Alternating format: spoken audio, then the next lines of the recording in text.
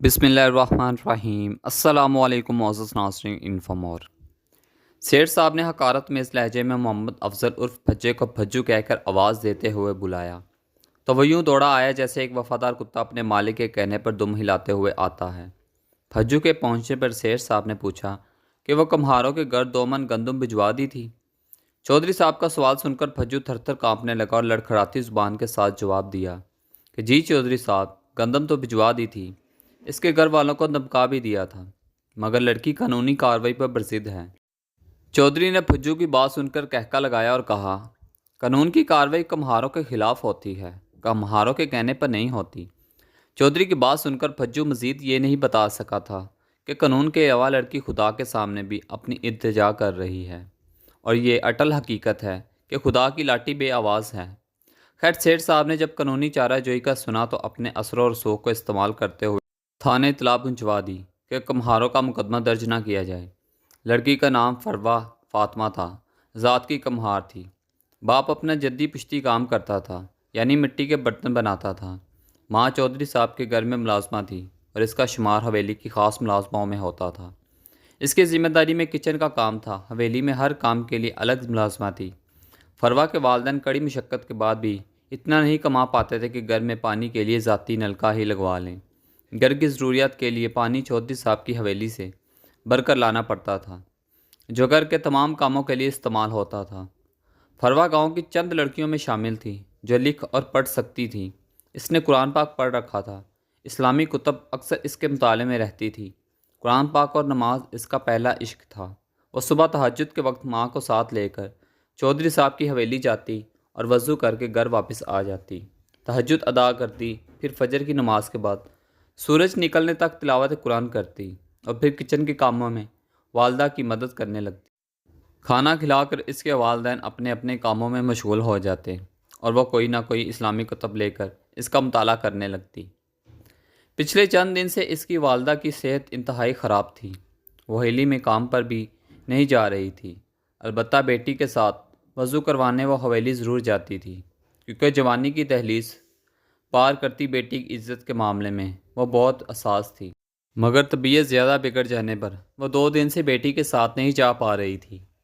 आज जब फरवा वज़ू करने के लिए वक्त तहज्जुद हवेली पहुंची तो चौधरी का बेटा शैतान का रूप धारे इसकी इज्जत तार तार करने के लिए तैयार बैठा था। जो ही फरवा दाखिल हुई वो झपट पड़ा। अपनी इज्जत और ज़िंदगी ख़तरे में महसूस करके फरवा ने चीखना शुरू कर दिया। हवेली के मुलाजिम और ख़वातीन जाग गए, मगर वहाँ वक्त के फ़िरौन के ख़िलाफ़ बात करने की हिम्मत किसी की ना हुई। फरवा को पकड़कर हवेली में बिठा दिया गया। सारी हकीकत जान लेने के बाद फ़ैसला किया गया कि गांव वालों के सामने इज़्ज़त एक सूरत में बहाल हो सकती है कि लड़की पर इल्ज़ाम लगा दिया जाए कि वह वज़ू करने नहीं बल्कि चौधरी साहब के बेटे से मिलने आई थी, और फिर ऐसा ही कर दिया गया। फिर फरवा की तहज्जुद गई, फ़र्ज़ नमाज भी कज़ा हो गई और सुबह सारे गांव के सामने उस पर तोहमत भी लगा दी गई कि एक लम्हे में इतना कुछ बदल गया कि वो सारे लोग जो फरवा के किरदार की गवाही दिया करते थे वो अब तंज कर रहे थे। चौधरी साहब ने कुम्हारों के घर मुलाजमीन को बेचकर धमकी भी दिलवाई और 2 मन गंदम भी बेच दी ताकि लालच बन जाए। मगर फरवा फातिमा ने किताबों में कानून की ताकत के बारे में पढ़ रखा था। वो हकीकत से वाकिफ़ नहीं थी कि कानून तो वडेरों की दाश्ता है। वो पैसा फेंकते हैं, तमाशा देखते हैं। गरीब के लिए कानून जाल है और कानून के रखवाले शिकारी हैं। जब चाहे जाल फेंक कर गरीब को शिकार कर लेते हैं। बिल्कुल ऐसा ही फरवा के साथ हुआ। जब वो धमकियों से भी डर कर बाज न आया और ना ही पैसे के लालच में इंसाफ के लिए कानून के दरवाजे पर दस्तक देने थाने पहुंच गई तो इस पर चोरी की रिपोर्ट दर्ज करके इसे ही गिरफ़्तार कर लिया। मर्दों के हाथों इसकी इंतहाई तजलील करवाई गई।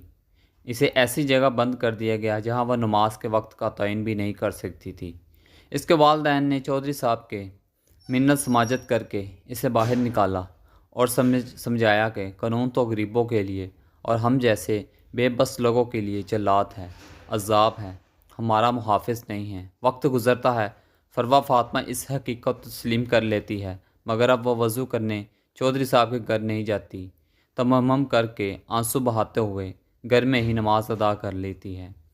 चौधरी अपने अंजाम की तरफ गामजन हैं। इसका वही बेटा कत्ल हो चुका है और एड़ी चोटी का जोर लगाकर भी चौधरी साहब कातिल को नहीं ढूंढ पाए, ना ही आज तक कत्ल की वजह जान पाए।